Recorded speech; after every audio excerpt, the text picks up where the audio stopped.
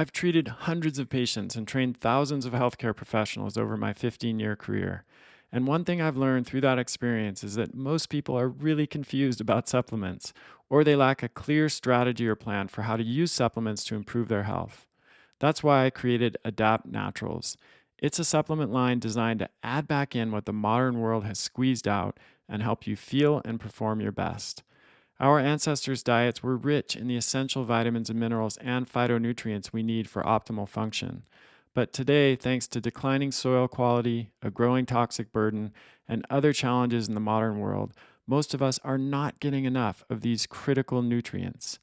I formulated Adapt Naturals using the principles of evolutionary biology and modern research to fill the nutrient gaps that we face today and replicate the nutrient intakes found in an optimal ancestral diet. Our flagship offering is called the Core Plus Bundle, a daily stack of 5 products that gives you everything you need each day, from essential vitamins and minerals like B12, folate, magnesium, and vitamin D, to phytonutrients like bioflavonoids, carotenoids, and beta-glucans. You can also order the products in the bundle separately if that works better for your needs. The Adapt Naturals products are made from the highest quality, food-based, or bioidentical ingredients. From cellular and immune health to brain and nervous system support to blood sugar and heart health, we've got you covered. Your supplement cupboard is about to get a lot smaller. We also created an app called Core Reset to help you get your nutrition, sleep, movement, and stress management dialed in. Because no matter how good our supplements are, and they are really good, you can't supplement yourself out of a bad diet and lifestyle. The best part is that you get this app at no additional cost when you order the Core Plus bundle. Head over to adaptnaturals.com, that's ADAPT naturals.com, to learn more and start feeling and performing your best. I'll admit that I'm a little jaded when it comes to holidays and gifts. I've always viewed the holidays as primarily a time to connect and spend time with loved ones and reflect on everything I'm grateful for and appreciative of. But it seems to me that, at least in rich industrialized countries like the US, the holiday season has transformed into an orgy of consumerism, and this can make it difficult to stay connected to the true spirit of the holidays. One way I've addressed this in my life is to focus on giving gifts that I feel will truly make a difference in the recipient's life. I try to choose gifts that uplift, inspire, empower, educate, and generally help people to feel and perform their best. With that in mind, I'm excited to share our first annual holiday gift guide. I've curated a selection of my favorite products from trusted partners. These are the products and services that have made a big impact on my own life and my patients' lives. I can recommend them with confidence because I've experienced their benefits firsthand. I've personally approved every gift in the guide. They've made it through my rigorous selection criteria, which include quality, efficacy, purity, brand values, and supporting research. These are the gifts that keep giving over and over. I hope you enjoy giving them as much as I've enjoyed sharing them with you in the guide. Just go to kresser.co/gift to check it out. That's kresser.co/GIFT. Hey everybody, Chris Kresser here. Welcome to another episode of Revolution Health Radio. This week's episode is about Hashimoto's and hypothyroidism. And in particular, we're going to look at common misconceptions about these conditions. And in this case, the misconceptions are actually more common within the integrative and functional medicine or alternative medicine communities than they are in the conventional medical world. So I'm going to be discussing this with Dr. Michael Ruscio. He is a doctor, clinical researcher, and author who has published studies recently this year on thyroid health and the gut nutrient thyroid axis, which we're going to be discussing in the show. We're going to talk about why so many people are actually misdiagnosed with hypothyroidism and misprescribed thyroid medication. We're going to talk about the myth that Hashimoto's always leads to hypothyroidism, or in some cases has been conflated with hypothyroidism itself. We're going to talk about the critical role that gut health plays in thyroid function and how correcting imbalances in the gut can improve thyroid hormone production even without medication. We're going to talk about how gut symptoms can be similar to symptoms of hypothyroidism and how patients can be misdiagnosed with hypothyroidism when they really have underlying gut disorders. We're going to talk about why people with subclinical hypothyroidism should generally not be prescribed thyroid hormone, despite the fact that they often are in the integrative and functional medicine community, and a whole bunch of other fascinating topics related to thyroid and gut health. So I really enjoyed this episode. I think you will too, especially if you or anyone you know is struggling with hypothyroidism or thinks they might be struggling with hypothyroidism. Let's dive in. Mike, pleasure to have you back on the show. Hey, Chris, thanks for having me. So I'm really excited to dive into this conversation. For many years as a clinician, when I saw a patient with thyroid issues, one of the first things I would be looking at is the gut because of the connection between the gut and the thyroid. So when you reached out and told me about this focus of yours, I was really keen to get you on the show so we can talk a little bit about this. So, how did you, first of all, like what led you down this path? Well, the inception way back when I had an intestinal parasite going back to college. Actually, I think you and we discussed it before on your show, but we had the same amoeba. And that led me into an interest in gut health. And as you see more and more patients, there's of course this interplay between gut health and thyroid health. And so progressively, I'd see more patients who either had Hashimoto's or had hypothyroidism. And they were asking, do you think improving my constipation or reflux or leaky gut, whatever, could improve my thyroid? And I started paying more attention to this. And now, maybe 6-ish years later, there's a few things that we've uncovered that I think people need to know. And as many great facets and discoveries integrative medicine has brought to thyroid care, there might be an equal number of errors that we need to correct because they're harming people, they're wasting their money, they're creating undue fear. And yeah, that's what I'm really looking forward to unpacking more today. So your research team and yourself have published a couple of papers recently in 2022, six patient case studies and then a review paper breaking down nutrient gut thyroid relationships. And then the case studies were related to how the gut thyroid connection actually shows up in clinical practice and what can be accomplished when you take a holistic approach. So yeah, why don't we just dive in there? Like Yeah. what are some of the kind of clinical pearls and realizations that you came to in your practice and then in these papers as well? There's maybe half a dozen. The first one, I think we should just better define Hashimoto's and hypothyroidism, because part of the story arc is people might be chasing the wrong issue. They might be looking at thyroid as the cause of all their problems, but it may not actually be. And so let's start with some of the prevalence data, not to get too nerdy into the numbers, but the numbers here really do matter. If you look at the prevalence of Hashimoto's, it's between 5 and 20% of the population has Hashimoto's. And what's interesting is the more discerning you become with the diagnostic criteria, the lower that goes. If we look at just TPO antibodies, it's about 19% of the population.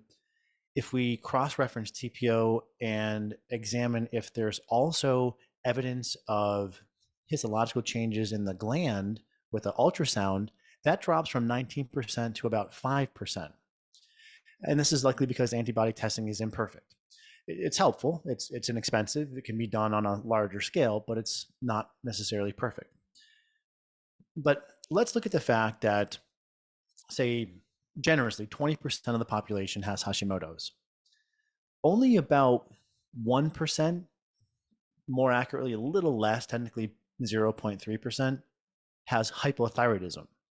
So if 20% has Hashimoto's and about 1% has hypothyroidism, that right there tells us that if you have Hashimoto's, we should not be describing it as a, oh my goodness, you will become hypothyroid. The odds are actually quite strongly stacked in your favor that if you have Hashimoto's, you will not develop hypothyroid. Sure, there are things we want to do proactively that I know we're on the same page regarding diet, lifestyle, but I just think from a psychological and a risk perspective, we should make sure to put that out there.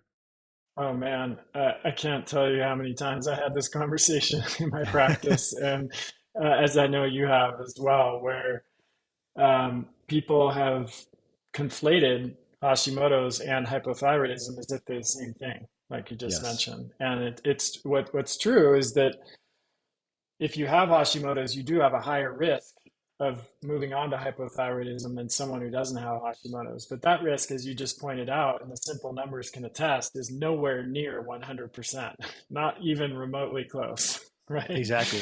In fact, it's well under 50%.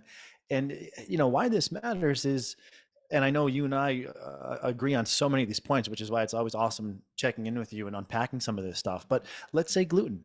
Maybe someone is being told you have Hashimoto's, it's going to turn into hypothyroid. If you have gluten, we know that everyone with hypothyroidism or Hashimoto should avoid gluten vehemently.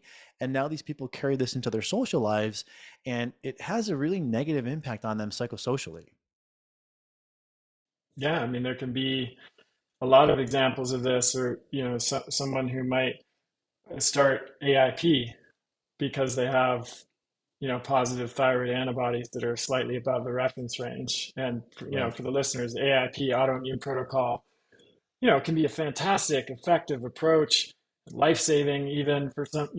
There's this extreme improvements in quality of life for people who have severe autoimmune disease and for whom it works, but could totally be overkill for someone who has no evidence Right. of any clinical disease like hypothyroidism and just Exactly. mildly elevated thyroid antibodies, which, as you pointed out, can be abnormal in patients with no other symptoms and is not necessarily indicative of a clinical problem. So it's a question of scope and scale here, right? Where Yes. like let's match the intervention with the scope and scale of the 100%. condition. Yeah. Yeah, well, very well said. So to your point also, with the risk, there are some data points that have quantified and tracked people over time to see those who start off with Hashimoto's, how many of them actually convert. And this prospective follow-up study from Tehran was really the best data point I think we have here. And over their 9-year follow-up, so it's a pretty good follow-up window, between 9% and 19% of people converted to full-blown hypothyroidism. So that gives us an idea of what the risk quantification is. And again, I think this is important because all too often, like you're saying, or you said a moment ago, people conflate the two, or they think that if you have Hashimoto's, you're guaranteed to be hypothyroid. And along with this, we can look at the level of antibodies of specifically TPO. That's really the most accurate and the most helpful to quantify your risk. One of the things I discuss in the clinic with our patients is we want to look at many of these markers on a gradient or on a scale and not just say, well, anything regarding, say, blood glucose above 99 is quote unquote positive, but we don't talk to a patient who has a 102 fasting blood glucose the same as we do if they have a 182. Those are very different conversations. And it seems we don't grade the elevation of TPO antibodies the same way that we do with so many other things like blood sugar or blood pressure. And there was a study, albeit small, it looked at 21 individuals over a 6-year follow up. And they found that only when people had TPO over 500 was there a statistically significant increase in their TSH over time. So the researchers concluded that if you have TPO over 500, this was the relevant cutoff, that was associated with progression and risk. But the other thing that's so important to keep in mind with this study is of those 21 people, only one person became hypothyroid. So again, we have to delineate the TPO over 500 puts you at risk, but how at risk are you? And it's probably only about 10 or 15%, let's just say, to use rough approximations. Yeah, I mean, this is actually an issue in in other autoimmune pathologies and diagnoses as well. Like, Mm, I'm thinking of anti-nuclear antibodies or ANA.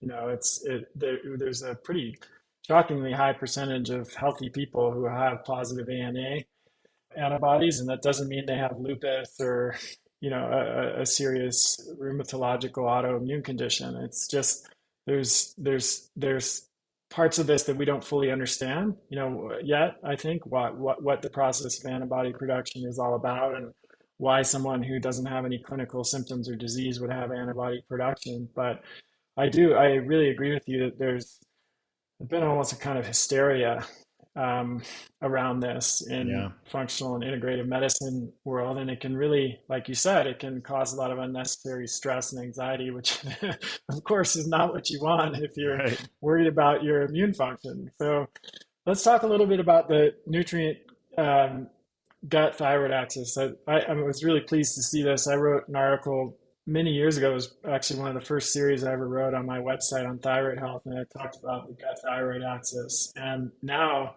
more recently, I've been really focused on the role of nutrients in health and disease. So I love how you pulled this together into the nutrient thyroid gut axis, or Right. whatever combination or order of those terms that you're Right. preferring. Right. So yeah, tell us about that. Well, yeah, so this is one of the other components. So, when we start looking at how important gut health is as it pertains to thyroid function, absorption obviously becomes center stage in that conversation. And just as a quick sort of tangential tie-in, if someone is true hypothyroid, they may still be struggling because they are inconsistently or incorrectly absorbing their thyroid medication. And this has been well documented that in people who have IBS or ulcers or inflammatory bowel disease or an active H. pylori infection, the reason why their TSH is up and down, or their thyroid levels are up and down, or their dose keeps modulating, they just can't get everything right with their lab work, could be inconsistent malabsorption. And that malabsorption also ties to things like B12 and iron. And what's so important about this, and an area I know you've discussed quite a bit, is that you could be chasing thyroid hormone medication as the cause for, let's say, your fatigue, your brain fog, your poor exercise tolerance, wherein it could actually be a B12 deficiency or an iron deficiency, just as two that might be driving that. So the importance of the gut here, it's so prominent, and something I think more patients need to be considering, maybe also when taking into the context of, do you first fine tune your thyroid levels, or do you look to make sure you have a nutrient dense diet and healthy absorption of those nutrients? And I would argue it should be the latter first, because it's far more prevalent that we'll see a need for nutrients than it is for this uber fine tuning of the levels of T4 and T3, let's say. Absolutely. And I know, I imagine you've had similar experience where even, treating people for GI, undetected GI conditions like a parasite, SIBO, disrupted gut microbiome, I would very often warn patients that they may need to watch carefully their thyroid levels and thyroid medication, because as their gut health improved, their thyroid function would improve, and then the dose of the medication that they were Yes. on would often be too high, and so Yeah. they Such a they would wonderful need thing to have to to warn them about. Yeah. exactly, right. You may need to reduce the dose of your medication as we fix your gut, because and there's probably multiple things happening there, right? We're increasing the absorption of nutrients that improve thyroid function. We're decreasing intestinal permeability, which reduces inflammation, which inflammation can suppress the conversion of T4 to T3. There's so many different mechanisms that we already know about, and probably a lot that we don't even know about, that regulate that gut thyroid axis. Exactly. Exactly. And it's also, I think, important to mention that there's a tremendous amount of overlap between the symptoms of hypothyroidism and symptoms of suboptimal gut health: fatigue, brain fog, insomnia. And this is even Constipation. constipation, right? Abdominal pain, even dry skin, thinning hair. And this is another area, kind of coming back to your comment about thyroid hysteria. I just have so many concerns that people are barking up the wrong tree. They're going thyroid, thyroid, thyroid, and they're missing the fact that their fatigue, their brain fog, their dry hair or skin could be due to what's going on in their gut. Yeah, I mean, and we can extend that to so many other systems of the body too, right? Yeah. Metabolism, even cardiovascular health, hormone balance, brain health, cognitive function. There really is a profound connection between the gut and all of these systems, and Yeah. it only seems to increase. As science progresses and we get more data through, full sequencing of the microbiome and just understanding those relationships more. Our understanding has just grown over time of how much of a driver gut health is to overall health. So let's talk a little bit about the this more specific nutrients that you mentioned iron and B12 as part of the nutrient GI thyroid axis. What other nutrients should people be thinking about? Well, and one quick thing maybe on the iron, there's discussion and debate regarding what an optimal ferritin level is. This researcher, Sapi, I believe is the pronunciation in Finland, he's been proposing that ferritin should not be below 100. And so in case some people have been confronted with this, we are finding at the clinic that a ferritin target of 100, it's too high. It's not practical. But if we can get ferritin to 30 or above, or said another way, if people are below 30, either increase their iron intake in their diet or supplement them. That is the cutoff that's most likely to experience or lead to a symptomatic improvement based upon fatigue or whatever is shifting. So I just want to plant that one footnote. I'm not sure. Have you been trying to figure out what the best ferritin cutoff is on your side, Chris? Yeah.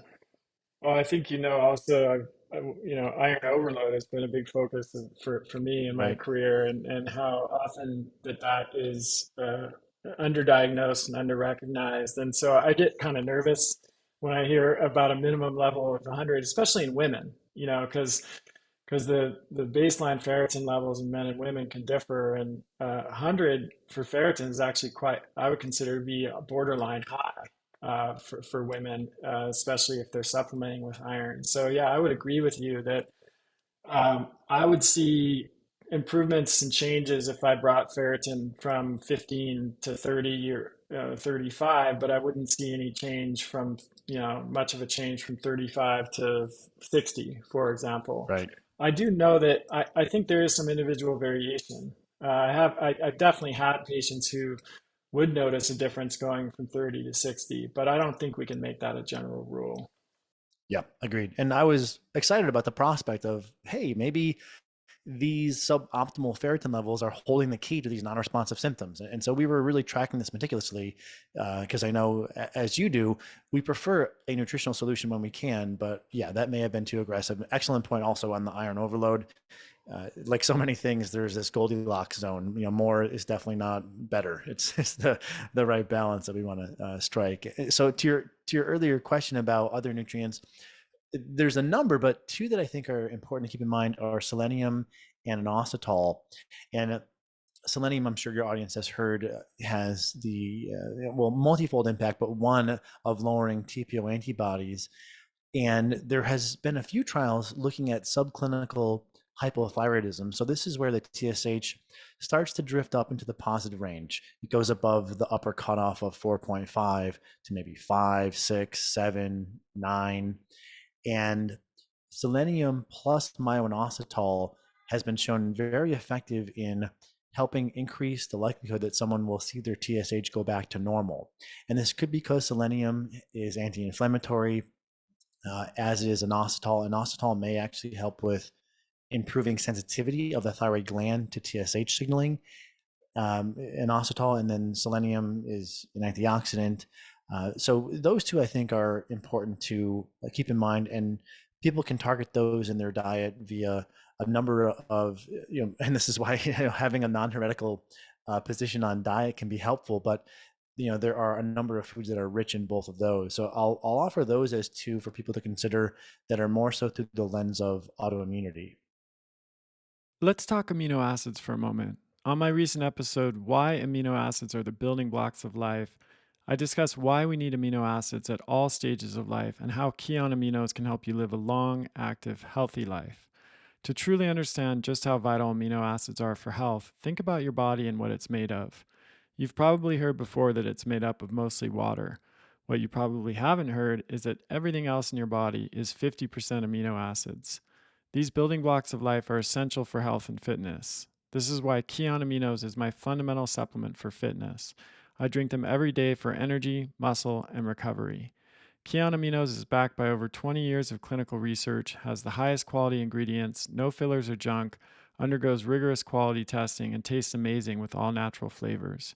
So, if you want to naturally boost energy, build lean muscle, and enhance athletic recovery, you need to get Kion Aminos. You can now save 20% on monthly deliveries and 10% on one-time purchases. Just go to getkion.com/Kresser. That's getkion.com/Kresser to get my fundamental supplement for fitness, Kion Aminos. To live your healthiest, longest life, you need to understand what's going on inside your body. People age at different speeds, and generic annual blood work doesn't properly evaluate your biological age, but Inside Tracker does. Inside Tracker is a truly personalized nutrition and performance system designed to extend your health span and slow the aging process. Created by leading scientists in aging, genetics, and biometrics, Inside Tracker analyzes your blood, DNA, and fitness tracking data to identify where you're optimized and where you're not. You'll get a daily action plan with personalized guidance on the right exercise, nutrition, and supplementation for your body.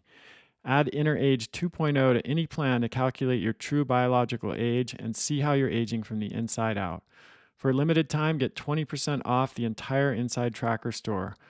Just go to insidetracker.com/Chris Kresser. That's insidetracker.com/Chris Kresser. Yeah, I love that. And selenium, as you mentioned, it can be particularly important for Hashimoto's in part because it supports glutathione production, and glutathione helps regulate immune function and reduce autoimmunity. And in the U.S., a lot true selenium deficiency is rare when you look at the statistics. But I think I've also seen studies. I'm curious what you think of this, that people who have Hashimoto's and antibody production may require slightly higher levels of selenium intake than the general population. Yeah, I think that's fair. And the other thing we can juxtapose this with is, well, what happens when people, free living humans in the US are diagnosed with Hashimoto's and then they supplement with 200 micrograms per day of selenium, let's say. And not all the studies agree, but there's clearly a sign of benefit. But the other part of this is, if you look at some of the studies that track selenium supplementation for 3, 6, 9, 12 months, the benefit from selenium tends to drop off around 3 to 9 months. So it's probably something that might get them to this sort of optimal topping off of the tank, so to speak.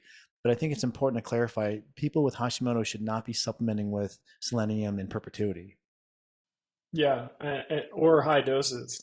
Selenium is one of those nutrients that is toxic at higher doses, and if you take too much selenium over time, like you said, we can store it up and it can be problematic. It's not like vitamin C or B12, which don't really have much a toxicity threshold that we're aware of. It's more like vitamin A and other nutrients and iron, calcium, etc., you can get in trouble with if you take too much. Right, right. And of course, there's vitamin D. I'm sure everyone at this point is probably aware of the importance of vitamin D. And I think you and I, Chris, are on the same page that we should be looking at vitamin D as something to predominantly get from the sun, and then using our lifestyle as a lever for that, and then supplementing secondarily to that, and also being careful not to be too heavy on the gas pedal with your vitamin D supplementation. Every once in a while we'll see someone whose vitamin D level is 90, 100, 110, 125. and yeah, and again, it's the same sort of thinking where more is better, more supplements, more dietary restriction. And I think we should kind of try to invert that, where we should be looking to expand our diet and eat as nutrient dense of a diet as we can, and really use the supplements as minimally as possible. And this is more able to be done, I think, when people don't have this heretical view on autoimmunity, like, oh my God, I've got to like go so high in vitamin D and selenium because I still have TPO antibodies that are 100. And I heard if I have any antibodies, if I'm not at 0, it means I'm at risk. And that whole sort of paradigm is sort of this self-feeding cycle of overzealously interpreting labs, doubling down on your supplements, going too restrictive with your diet. And that's what I, again, appreciate about your perspective, Chris, because I think we're both on the same page where we're trying to give people the tools, but make sure that they're not overusing the tools. Yeah, I think one of the things that happens, I know we've talked about this before, in the search for a solution, which is totally understandable. And, we've both dealt with our own chronic health problems. We know what that's like. We know how frustrating it can be to not have a solution. And then if you get a lab result that comes back with some kind of signal, it's very natural and understandable that we would tend to kind of latch onto that as the answer, right? So you got a patient who has these symptoms, fatigue, constipation, malaise, depression, dry skin, all of that. And then you get a positive, a positive thyroid antibody test with or without, slight difference in elevation of TSH. It's pretty easy to then just be like, I found the answer. This is it. Yep. Now, Yep. now if I correct this, everything's going to get better. And, I don't blame patients for that.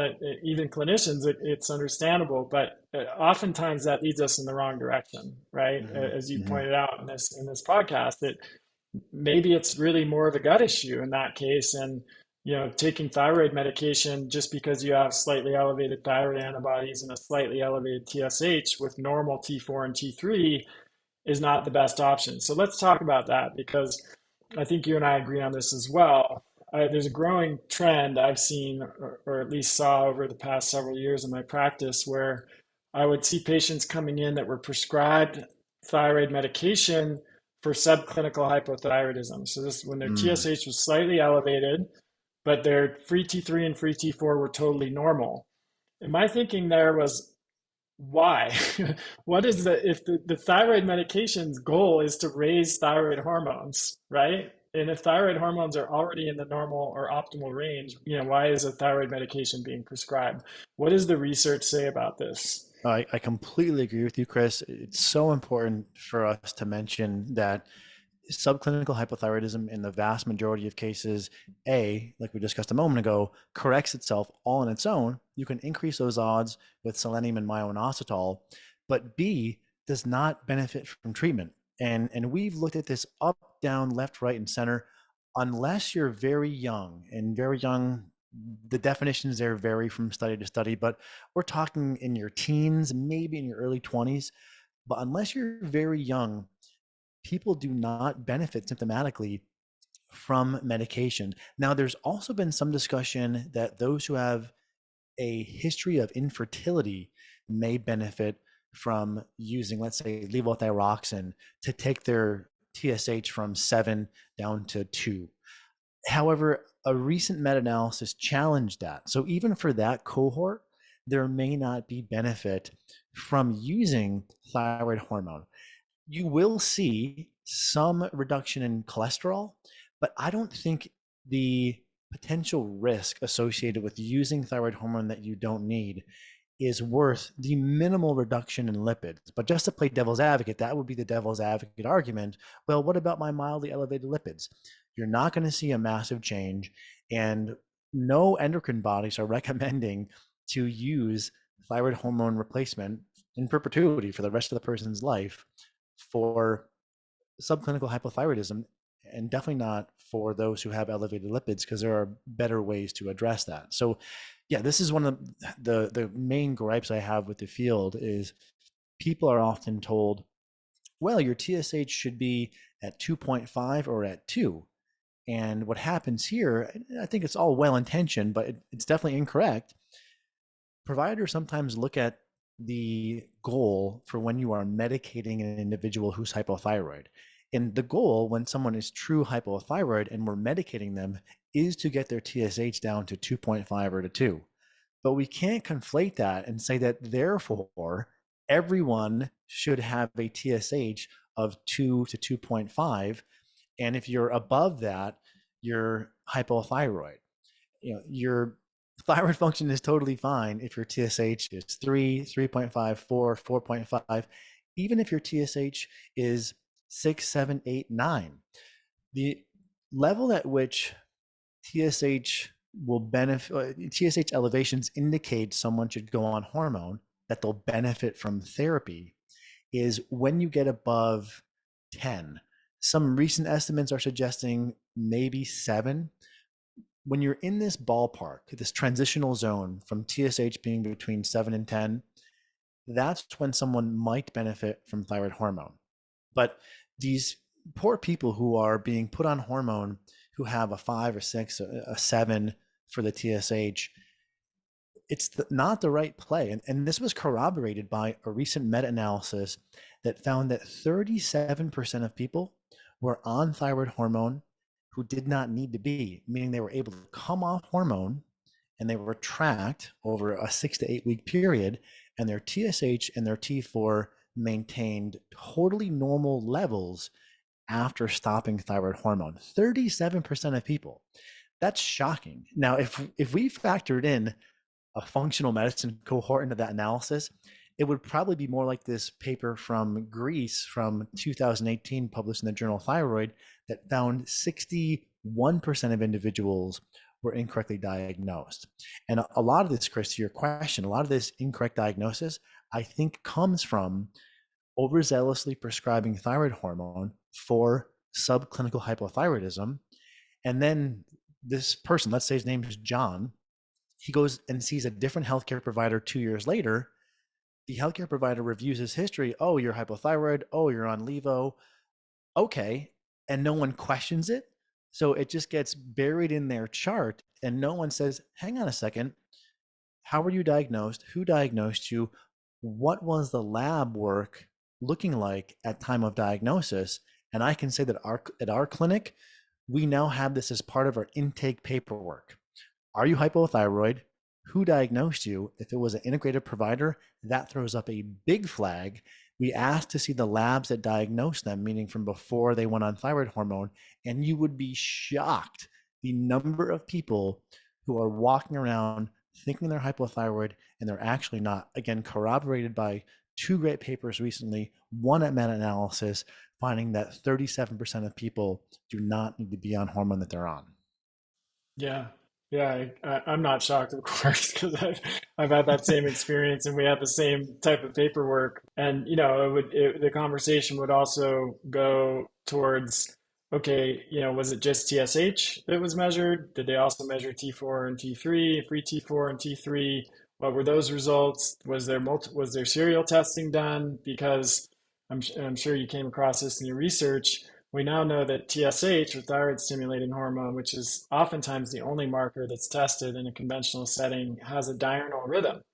So it actually fluctuates throughout the day. And I saw one study, this was a while ago, I haven't looked into it recently, but I saw one study that said you'd have to do something like 30 tests of TSH over a several day period to get a true mean, a true average, reliable result, because it's actually fluctuating that much throughout the day. So you imagine someone who goes to the doctor, they get a single TSH reading at a single moment in time, which is high, and then are prescribed thyroid hormone as a result of that. There might be retesting, there might not be. I've had patients who were prescribed thyroid hormone just on that basis and then Yeah. took it for years without ever being retested, without ever having a T4 or T3 test or pre T4 or T3 test. And then, it's really hard at sometimes to convince those folks that that was not really necessarily an evidence-based decision, Mm-hmm. because they've adopted the mentality of, I have hypothyroidism, I need this medication, I can't stop it now, or else bad things are going to happen. Well, one, I guess, ray of optimism from this meta-analysis was that the time on thyroid hormone did not predict if people could successfully discontinue their medication or not. So, just as one point of solace for the audience, if you've been on hormone for 5 years, 10 years, what have you, incorrectly, that doesn't mean that your body's built up a dependency. Right, that's really important. And I want to talk a little bit about the flip side of that too. So, one of the objections that I've heard over the years with patients who I think were incorrectly diagnosed with hypothyroidism and incorrectly prescribed thyroid hormone is they'll say, but I have more energy, or it makes me feel better. And my response is, well, cocaine would do that too. But it doesn't really mean that that's the solution to your problem, right? It's like Right. uh, thyroid hormone as a medication, it will increase your thyroid hormone levels, and that will have certain physiological effects, regardless of whether you're hypothyroid, right? Depending on the person. And so, just because it produces a certain effect in the body doesn't in and of itself justify its use, particularly over a long period of time. Yes, I'm completely agreed. And, while on the one hand, yes, it's important, in my opinion, very important to listen to the individual because you learn so much from listening to people. We also have to factor in for placebo and for the fact that oftentimes people start on multi-interventional care plans. So they could have improved their diet, gone on curcumin, vitamin D, fish oil, and a probiotic, and started taking thyroid hormone all at the same time. And they may have falsely attributed all the benefit or most of the benefit to the thyroid hormone. And then coming back to placebo, even in studies where people know they are being given a placebo, they still report benefit. So, all those things I feel are very important to keep in mind. I leave a small crack in the door for maybe there's a very tiny subset of people that feel better almost using thyroid hormone like an anti-aging support. But I think it's got to be incredibly small, and more likely it's placebo or the other interventions that the person has utilized. It's also important to mention that thyroid hormone, to as you kind of intonated, is not without risk. A recent study found that the combination formulas of T4 and T3 can, in some cases, increase the risk of stroke and cardiovascular. There's another cardiovascular outcome. I don't know if it was heart attack or stroke, but there was a 1.6 and 1.7% increased risk of, let's say, stroke and heart attack. I may have the outcome slightly off, but they're generally representative of two things you don't want to have. And as a juxtaposition, the risk associated with smoking for those conditions is about 2%. So it's not to say that's a nominal amount of risk. Now, I also want to be careful to say I'm not advocating that anyone who is feeling good on something like a desiccated hormone stop it, but it's just to impress the point that these medications aren't without any risks. And we certainly see people in the clinic who are on thyroid hormone who don't need to be. And when you look at their symptoms, it's like, geez, you are fatigued, you have insomnia, you have heart palpitations. Yeah, this sounds a whole heck of a lot like overdose because remember also, I know you know this, Chris, but for your audience, that too much thyroid hormone, as in hyperthyroidism, that can make you tired. And it's always so disheartening when someone's been struggling with symptoms for a couple of years because they're on hormone that they don't need to be on. Yeah, I liken that to coffee, right? Well, a lot of people have had the experience where coffee will create a temporary lift in energy levels, just after you drink it. But then in the afternoon, if you have had too much coffee, you feel like you got hit by a truck. And excess thyroid hormone can do that too, because essentially it's goosing the system, and you can't do that endlessly without paying the price at some point. So yeah, I definitely appreciate you bringing that in. So let's kind of I want to kind of bring this back to, like, how should someone think about this? So yeah, I'm sure a lot of people are listening to this and now have questions, about their own diagnosis, Right. whether they were accurately diagnosed, whether they should be taking the medication that they're taking. What are some questions that folks can ask their Yeah. provider to help clarify this? Sure. Yeah, I think building a checklist is incredibly helpful here. I would, some of these things you may or may not want to ask your provider, but Yeah. um, who diagnosed you? If the person who diagnosed you is a in the box conventional medical provider, then this is one thing I think conventional medicine is doing quite well. If you were diagnosed by a conventional medical doctor who's practicing in integrative and functional care, or any type of integrated provider, unfortunately, and no offense to any of my colleagues, this raises suspicion significantly that you could have been misdiagnosed. I would obtain the labs if you can that diagnosed you and look to see if your TSH and your free T4 are within the lab ranges of the conventional labs, not what the provider writes in, not the functional medicine ranges, but look to see, were you flagged high with TSH and flagged low for T4? And if you weren't, then you might be on hormone that you don't need. Of course, don't change anything without checking with a healthcare provider. The other thing to consider is your digestive health. Do you still have any lingering GI symptoms? If you do, this could be the source of most of your symptoms. And also remember, as I learned myself, it is possible to have a silent gastrointestinal problem that's only manifesting neurologically, dermatologically, rheumatologically, meaning it's causing fatigue, brain fog, insomnia, joint pain, skin issues. So just because you don't have digestive symptoms does not guarantee your gut health is in good shape. It might still be worth doing a trial on something like a probiotic or another gut intervention. And also remember that the odds are really well stacked in your favor that if you have Hashimoto's, it's not a sentence to hypothyroidism. In fact, you probably won't become hypothyroid. And hopefully that knowledge will help people be a little bit more, I guess, self-supportive and liberal with their diet. I'm not saying that you want to go have pizza and beer every night, but I'd love for you to be able to have pizza and beer when you want and not feel like you're burning your thyroid gland with information when you do that. Of course, unless you notice a very clear aversion to those foods. Yeah, I think that's a short list. Right. And sorry, go ahead. Yeah, I was just gonna say, also consider other possibilities, which you have. I mean, that's kind of the whole point of this show, which is the gut. Like, has it been a misdiagnosis in the sense that maybe the key issue has not been the thyroid all along, or even if the thyroid is not functioning optimally, could it be not the root cause of what's going on? The gut is actually the root cause, and the thyroid dysfunction is really just a symptom of that underlying problem. And so maybe that's another avenue of exploration for people to look into alternative causes of those symptoms or signs.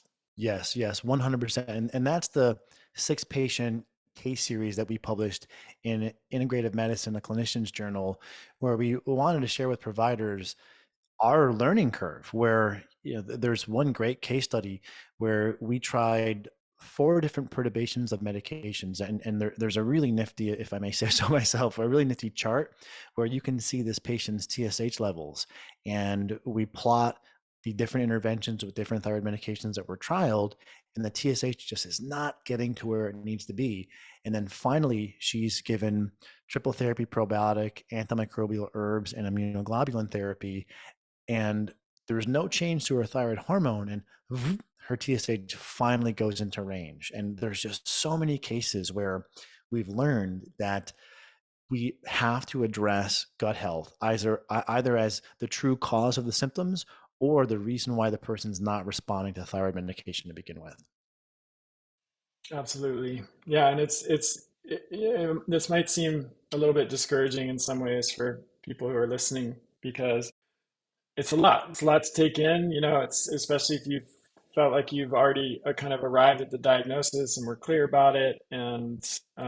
But it is really true that it pays to be your own advocate, and it's really important to be a critical thinker about this kind of thing, whether Yes. you're a patient or a clinician, and not just accept the first explanation that's offered.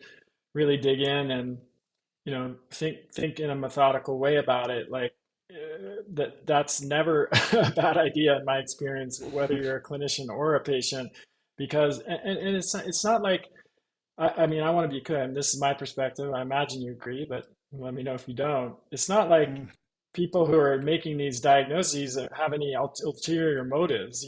They're trying to help in most cases, and yes. it's just that there has been some unfortunate misinformation or misunderstandings around these things, and in science in general and medicine is part of science.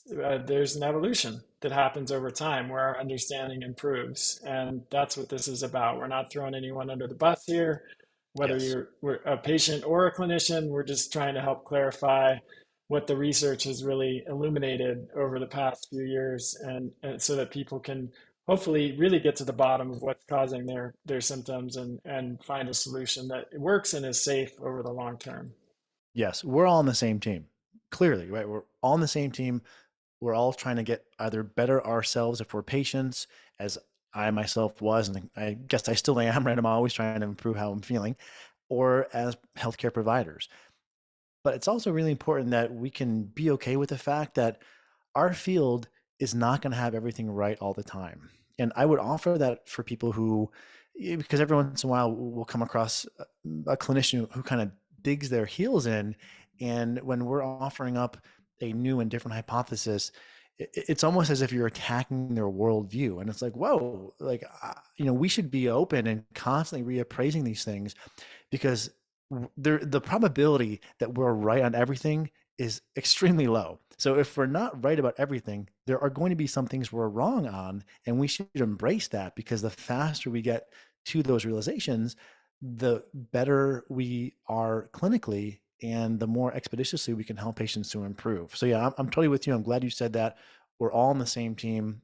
There's a few things I think in the model of functional thyroid care that were interesting initial hypotheses, but now we have enough data to re-examine those and kind of course correct how we're talking about this and how we're doing our diagnostic workups in our corresponding care plans.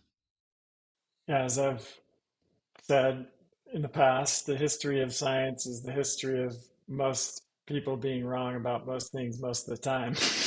Yeah. That's the truth, objectively true, Yeah. if you look at it.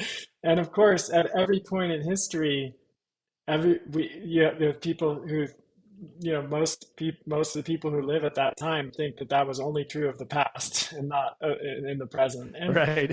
that it's going to be different this time. I mean, and certainly Yeah. knowledge, I think objectively progress does happen over time, and we are probably overall, it's true that we're more, I think our understanding is more accurate overall now than it was 100 years ago, and that will be true 100 years from now as well. Mhm. But it's pure hubris to think that, Yes. as you said, that we know all of the answers. And it strikes me how, I mean, this is a little bit of a tangent, but physicists get this right. Physicists are like gleeful and excited when they find out they're wrong, because that means Yeah. that there's something missing in their fundamental understanding of how the universe works and world works, whether we're talking about the quantum level or the more macro level.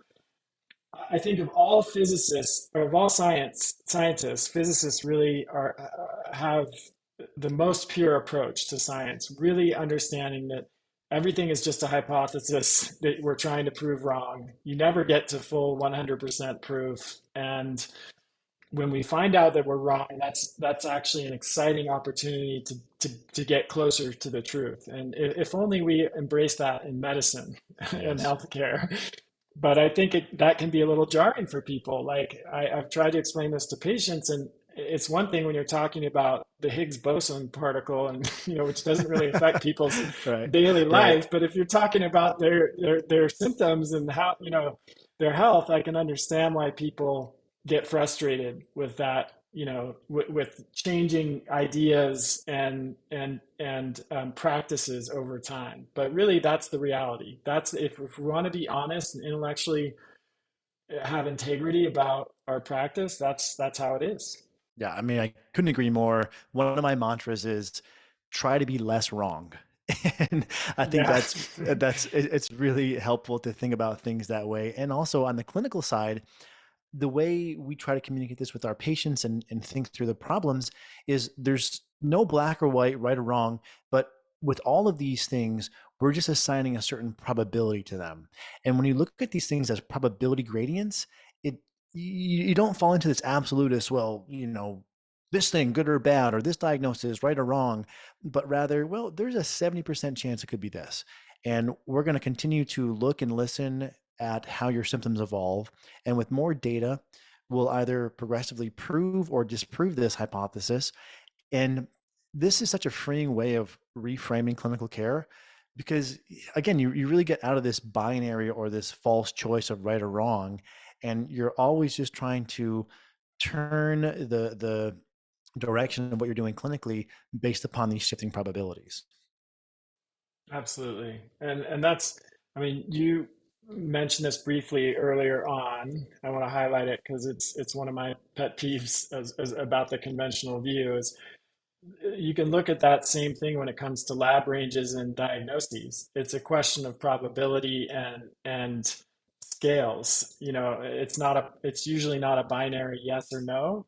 Even when you have a lab result that's pointing in a certain direction, you almost always have to put that in the larger clinical context and Yeah. consider symptoms and history and risk Correlate clinically. factors and Yeah. you know exactly. And it's not like, oh, you know, your fasting glucose is 98, that's just fine.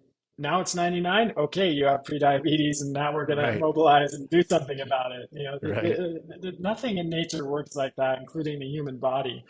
So it's just a good reminder in general, whether we're talking about, you know, our accuracy of our diagnostic framework or whether we're talking about lab test results, is, you know, approaching it with an attitude of curiosity and exploration and willingness to be wrong and keep learning. I think we're all end up in at a better destination when we do that. Yep.